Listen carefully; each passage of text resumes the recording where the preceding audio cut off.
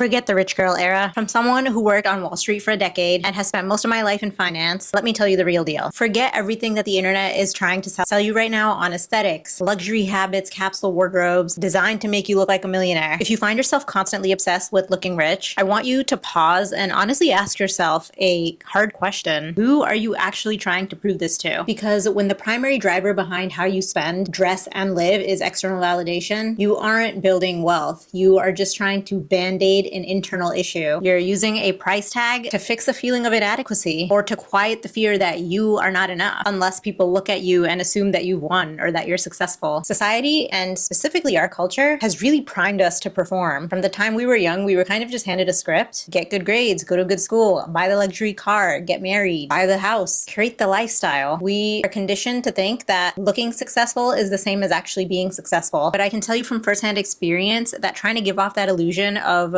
looking rich is exactly what's keeping people broke. During my years on Wall Street in private equity and in institutional banking, I had a front row seat to how real money actually operates. And I hate to break it to the internet, but it looks nothing like what you see on TikTok. The people who pulled up in the flashiest cars, wore the designer bags, and felt the most desperate need to broadcast their wealth were often the ones that were quite literally living paycheck to paycheck, even though their salary was anywhere from $500,000 plus. Their lifestyle unfortunately scaled up faster than their income, and they were drowning in debt just to maintain this false character. On the flip side, the people with true generational wealth, they were just regular people that you would walk by in the grocery store and never even think or look twice. They didn't care about an aesthetic. Real wealth is often quiet and it doesn't require an audience. And the moment that you stop performing for other people is the moment that you actually start keeping your money. So if we're throwing out this whole rich girl era thing and all the aesthetic fluff, what are we actually doing? How do you build real financial foundations? It all comes down to 5 non-negotiable shifts, and that's exactly what I'm going to go over in this video. Being wealthy doesn't mean that we're going to be in just an era. This is something that we want to build as a lifelong, long-term solution. By the way, these 4 mindset shifts are all things that I picked up on in real life, talking to senior leadership and execs and colleagues on Wall Street. And these are things that I picked up from some of the most actual successful people that had real wealth. Number 1 is to pay yourself first. Before even a single dollar goes towards lifestyle inflation, bags designed to impress people, or surface level spending, a non-negotiable slice of your income should go straight away into investments. Make saving and investing your very first bill. A lot of times most people make the mistake where they get their paycheck and then they pay off all their bills, their rent, their mortgage, their car insurance, whatever, groceries, whatever it is, and their goal is to just invest or save whatever is left over in the end. But the problem is that truthfully there is never anything left at the end. So that's why you have to take this money out up front, so that you never even see it. And then you work with whatever you have left to pay off the bills. Just making that one reversed shift in mindset is going to help you actually accumulate wealth in the background without you even thinking about it. And if you want to take it a step further, automate this so that way there's a certain chunk of money that goes from your paycheck directly into this investment account. So you literally never see it. Number 2 is radical dollar mindfulness. You don't need a miserable, restrictive, soul-crushing budget. Honestly, if we are that restrictive with ourselves, it's very hard to actually stick to a budget or any sort of money planning. It's not as realistic, but you do need to be ruthlessly aware of where all of your money is going. You cannot just turn a blind eye to your finances. Look at your bank statements without shame and ask yourself if some of the bigger purchases are things that actually align with your values, or if they were just surface level spending. Are you just buying these things out of habit, stress, or boredom? If the answer is yes to any of those things, then you know that that's something that you need to cut back on. Number 3 is investing in your health. Your physical energy, your mental clarity, and your well-being are your highest yielding assets. If you're chronically burned out, stressed out, and destroying your body just to grind out for a lifestyle that you don't even like, then you're not going to have the energy to build and protect your wealth. Especially when you finally have the wealth to enjoy, if your health is deteriorating,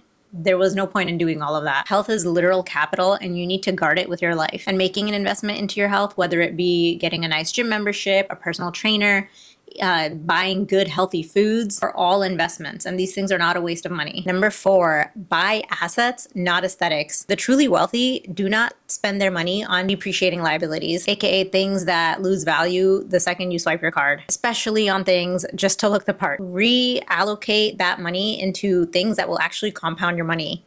Things like index funds, ETFs. Let your money work in the background so hard that you don't have to look rich to feel secure. Even if you don't look outwardly rich, just knowing within your mind that you have wealth building in the background should give you so much peace and confidence that that peace and confidence in itself should speak for itself. You don't even need to go telling people any of your business. Remember, you don't have to look rich to feel secure. At the end of the day, waking up and knowing that your money is secure and that your investments are growing is a peace of mind that is absolutely worth not having crazy, flashy, materialistic things over. So for that reason, I think it's time to get rid of this whole rich girl era aesthetic. And if you want to be truly rich, don't just try to look the part. You actually need to execute and build it in the background. And it doesn't just need to be an era. Again, we are trying to build this as long-term wealth. Now, if you're thinking, okay, I want to start investing, I want to start building my wealth, but I have no idea how to do it, then don't worry at all, because that's exactly what I go over in this video right here, where I literally go over step by step how to get started with investing in super beginner friendly, easy steps. So I highly suggest you check that video out next, and I will catch you in the next video.